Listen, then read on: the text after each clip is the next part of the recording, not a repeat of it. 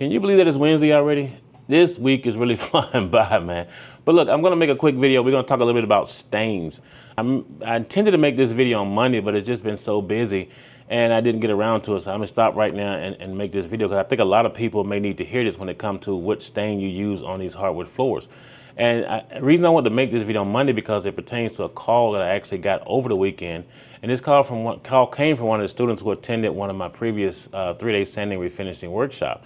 And he called and he said he had a problem. He said, everything looks great, but everything that touches this floor, it causes the polyurethane to peel.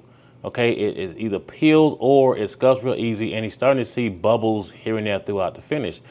So I asked him pretty much just take me through the process that you use to refinish the floor, and everything seemed normal until I got to what stain he used, and he said he used Minwax. And I remember hearing, he said, Reggie, I remember you talking about Bona and Duraseal in the class, but he said he figured out what's the difference. He figured all stain was the same. And I'll be honest with you, I thought the exact same thing when I first started. I used Minwax too because you could pretty much get it anywhere.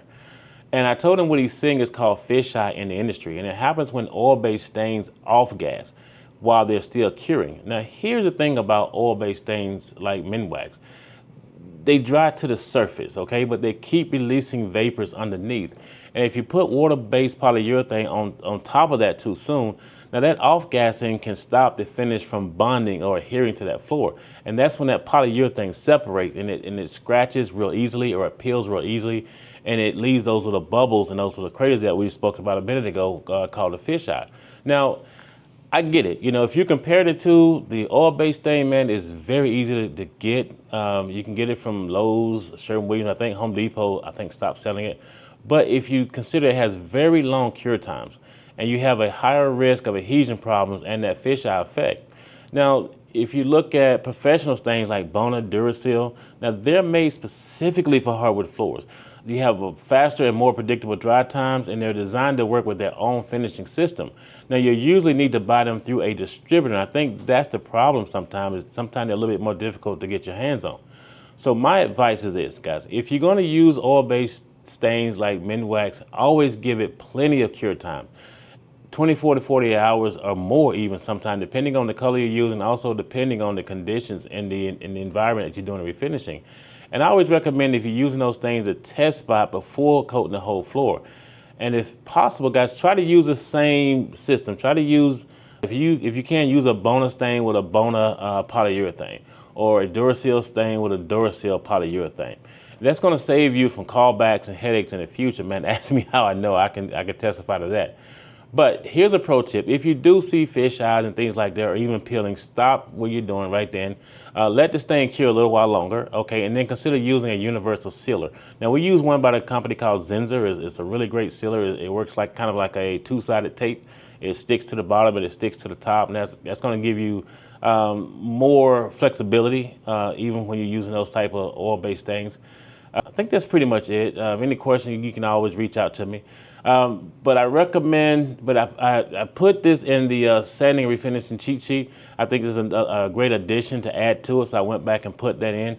Also, you can download it. It's absolutely free. It's in a link below. So you don't run into this in the field, man. That's a horrible, horrible feeling, believe me, I know. And if you would like to see oil-based versus water-based stains applied side by side with hands-on practice and troubleshooting, join me October 28th through the 30th in Stone Mountain, Georgia for my 3-day sanding refinishing workshop. Now, this class is selling out really fast. I'm really excited about how quickly the space is selling, but it's only a few days. Actually, the day is October the 1st. So it's at the end of the month. So guys, I always say, if you've ever even considered, sanding and refinishing, screen and recoat, or maybe even hardwood floor repairs, this is a class you want to take. And most people get the investment back after just one job. You do one screen and recoating, you're pretty much going to have your money back. And if you do a full sanding job, you're probably going to have double your money back. So it's kind of a no-brainer. If it's something you even considered doing, come on, join me October 28th through 30th in Stone Mountain, Georgia. I'd love to see you. But either way, go ahead and grab your cheat sheet. It's going to give you a lot of insights about sanding and refinishing. And if you're interested, go ahead and sign up for the class. And it's also in the link below. It's included in the cheat sheet for October 28th through 30th. Again, thanks for watching, guys. I really, really appreciate it, and I hope I will see you at the end of October. Thanks for watching, and I'll see you in the next video.